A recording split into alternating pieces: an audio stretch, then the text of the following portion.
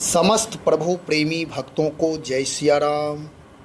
भगवान की अहेत की कृपा से गोस्वामी तुलसीदास जी महाराज द्वारा रचित दोहावली रामायण के दोहे के माध्यम से भगवान श्री राम का नाम का प्रभाव, नाम का महत्व, नाम प्रेम, नाम निष्ठा पर कुछ कहने का अवसर प्राप्त हुआ है।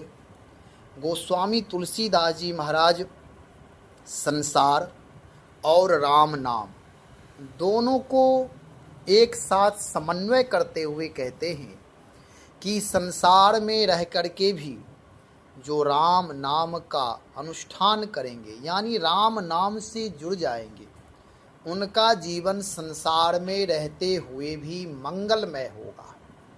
और चाहे कोई भी हो, संसार में रहे या संन्यास में रहे, यदि राम नाम रूपी अमृत से नहीं जुड़ा है तो उसका जीवन दिव्य नहीं हो सकता, गौरवशाली जीवन नहीं हो सकता, परोपकारी जीवन नहीं हो सकता है। गोस्वामी जी महाराज एक दोहे का उद्घाटन कर रहे हैं। बहुत ही सुंदर दोहे हैं। इसका भाव अर्थ दोनों समझना है। मीठो अरि कठवती भरों, राउताई अरु क्षेम, स्वार्थ परमार्थ सुलभ, राम नाम के प्रेम। मीठा पदार्थ यानी अमृत भी हो और वह मानो कि पात्र भर करके मिले। कठौती मतलब जो हम आप कठौती पात्र को बोलते हैं, पुरानी भाषा है, कठौता भर कर मिले। और रौताई अरुक्षेम, रौताई नाम राज्य आदि का अधिकार प्राप्त हो। जैसे राजा को राज्य मिलता है, उसके लिए बड़ा संघर्ष करना पड़ता है, संघर्ष के द्वारा राज्य प्राप्त किया जा सकता है, लेकिन उसमें कुशलता रहने की संभावना नहीं रहती है। यहाँ कह रहे हैं गोस्वामी जी, राज्याधिकार अधिकार भी प्राप्त हो और क्षेम कुशल भी रहे, अर्थात अभिमान और भोगों से बचकर रहा जाए, और स्वार्थ भी सधे तथा परमार्थ भी संपन्न हो। ऐसा होना बहुत कठिन है। ये दोनों काम संभव नहीं हो सकता है, परंतु श्री राम नाम के प्रेम से, राम नाम जप से ये परस्पर विरोधी दुर्लभ बातें भी सुलभ हो जाती हैं।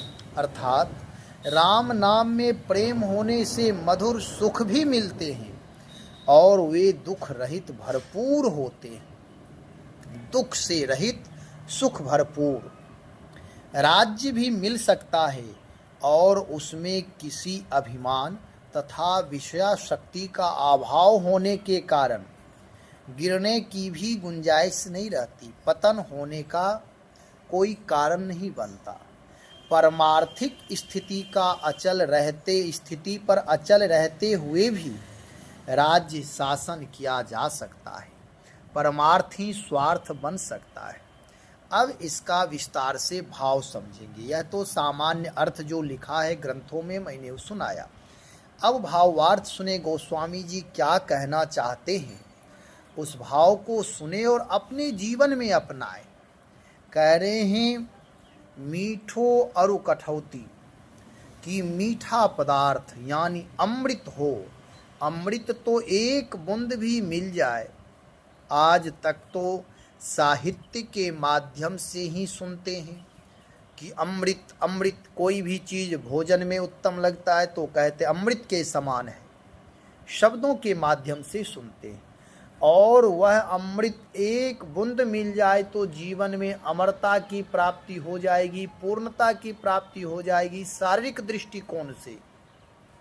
यहाँ कह रहे हैं कि वह पूरा भरपूर मिले, राम नाम के प्रभाव से भरपूर मिल सकता है, जबकि एक बूंद मिलना मुश्किल है। मीठा पदार्थ यानी सुख, संपत्ति, वैभव, ऐश्वर्य, यह सब प्राप्त करने के लिए बहुत मेहनत करना पड़ता है, पुरुषार्थ करना पड़ता है, और भगवान की कृपा से यह मिल भी जाए तो इसे संभाल पाना मुश्किल है। आगे कह रहे रौताई अरुक्षेम, राज्यादि अधिकार भी प्राप्त हो जाए और क्षेम कुशल भी रहे।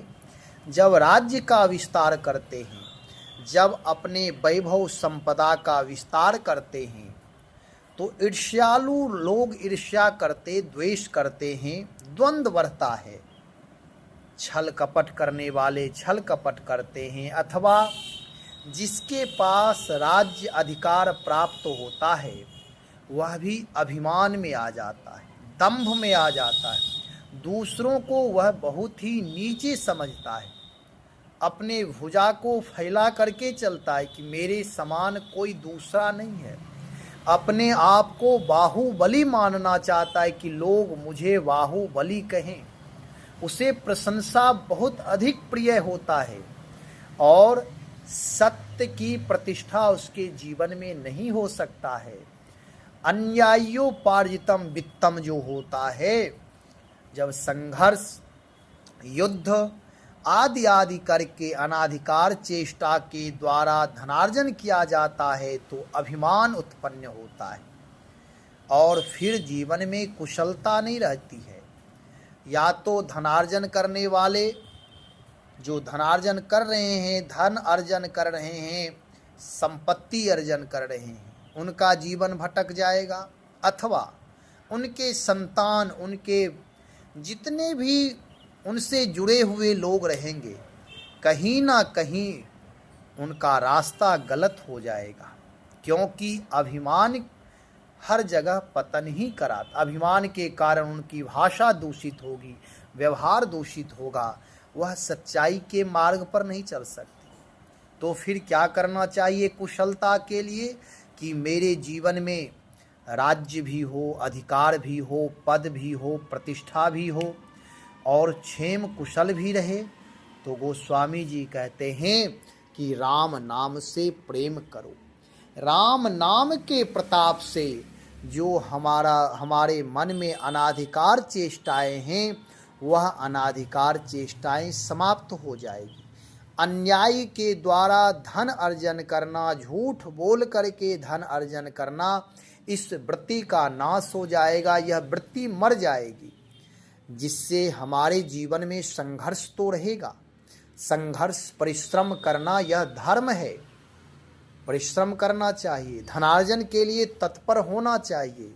लेकिन सत्य के नौका पर बैठ करके यदि हम इस मार्ग पर चलते हैं, यानी सत्य पालन करते हुए धनार्जन पुरुषार्थ पूर्वक करते हैं, साथ साथ प्रार्थना भी हो, तो मेरा जीवन महान होता है, अभिमान का समन होता है। जो मेहनत की कमाई होती है उसमें अभिमान नहीं होता है।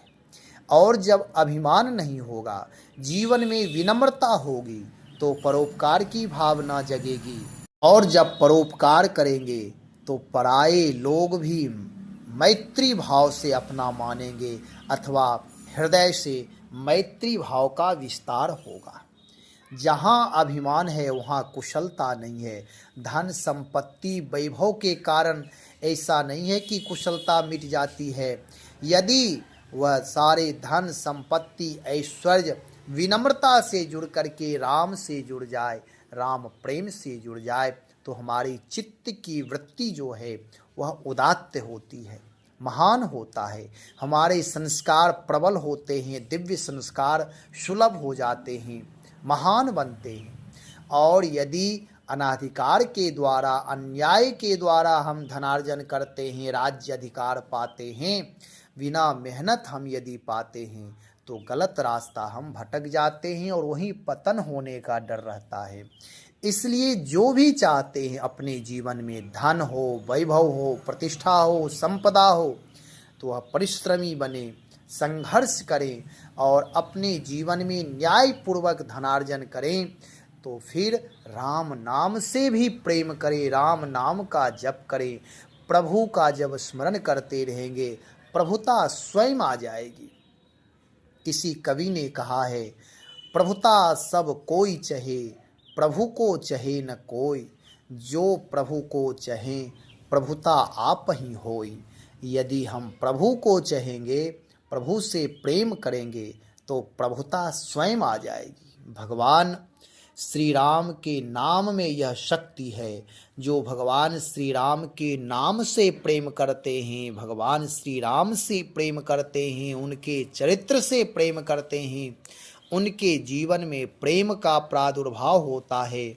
उनके सारे शत्रु नष्ट हो जाते। जो शत्रु होते हैं उनकी भी बुद्धि सद्बुद्धि में रूपांतरित हो जाता है।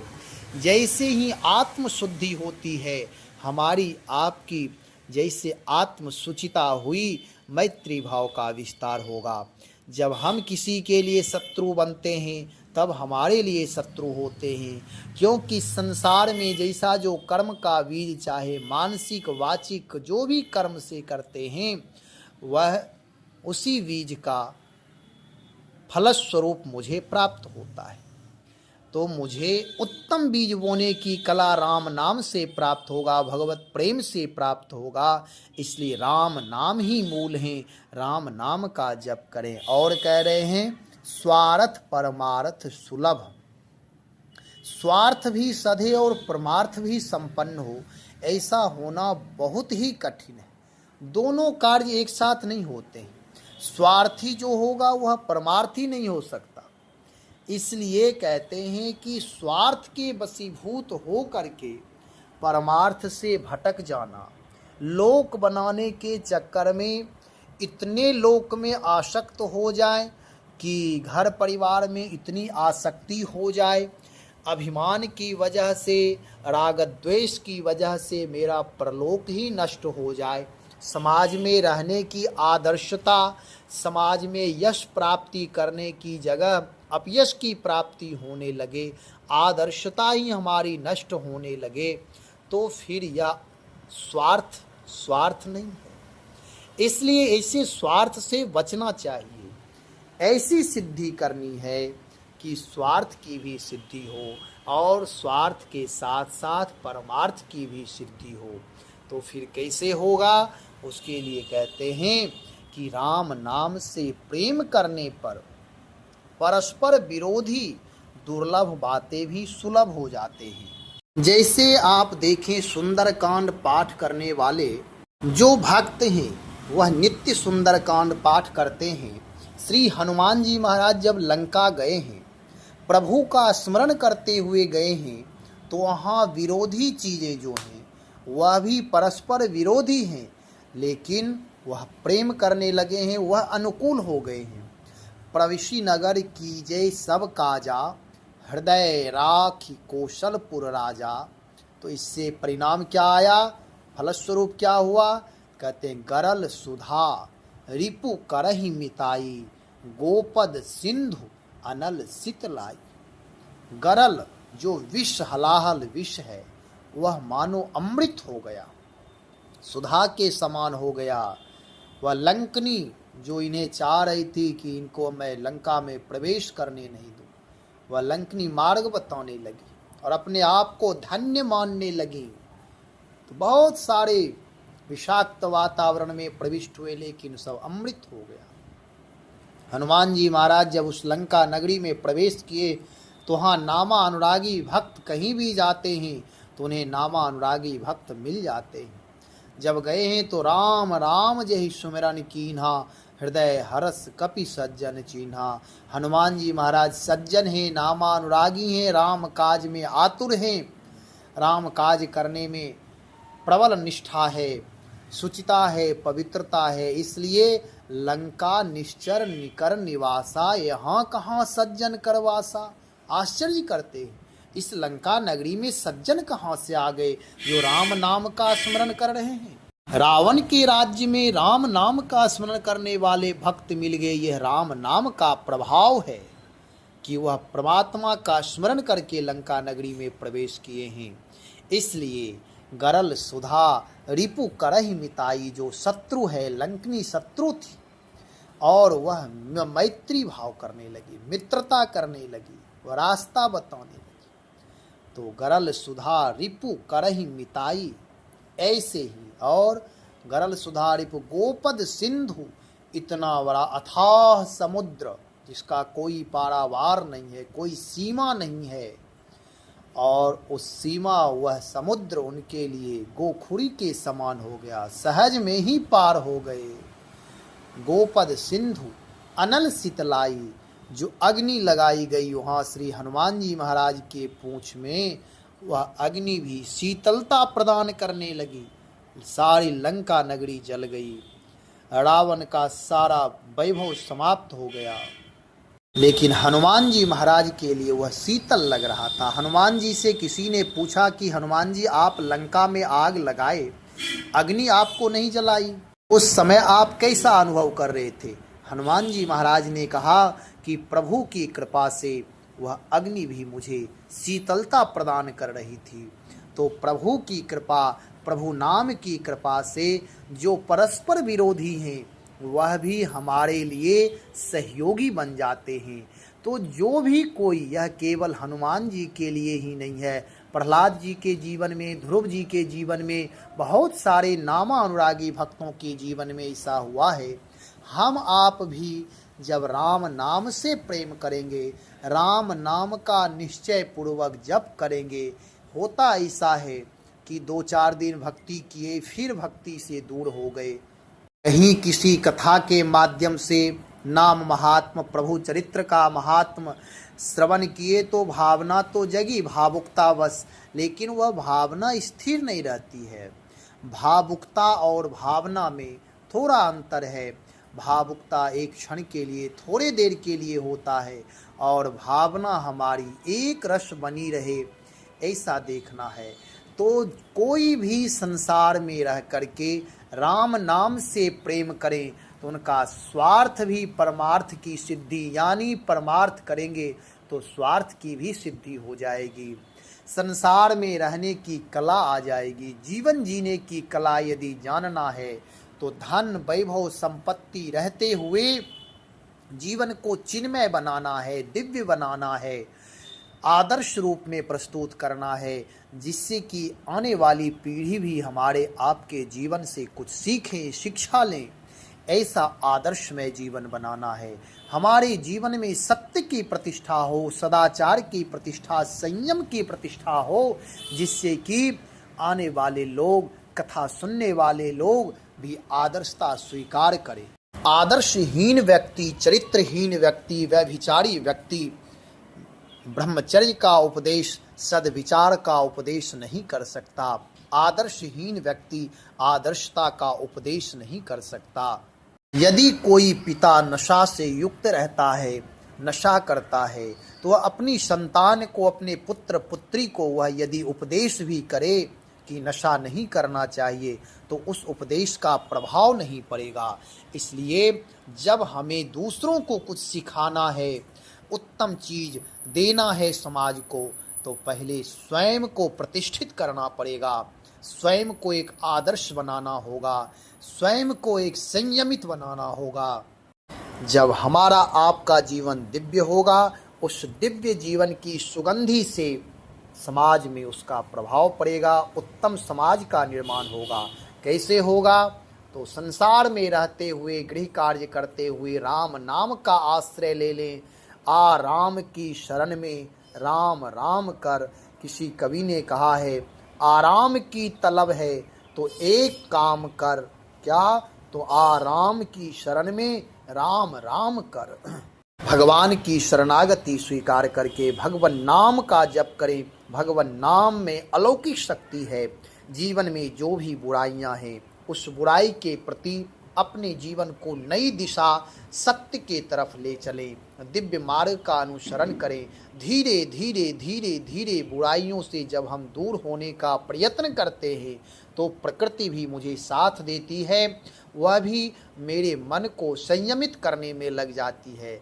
यदि हमारी मनोवृत्ति खराब हो जाएगी, हम यदि आत्म सुधार नहीं चाहेंगे, तो भगवान भी उसे नहीं सुधार सकते।